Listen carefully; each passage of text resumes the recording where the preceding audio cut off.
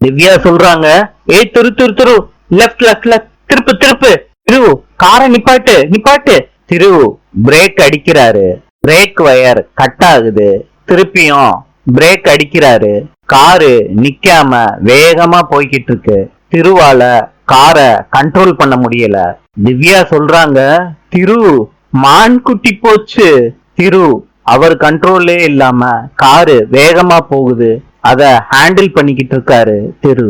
மகாவாலையும் திவ்யானாலையும் ஸ்டெடியா உட்கார முடியல.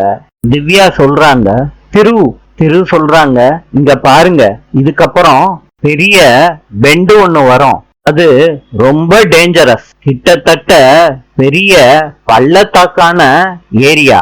காரையும் அவ்வளவு சீக்கிரத்துல திருப்ப முடியாது.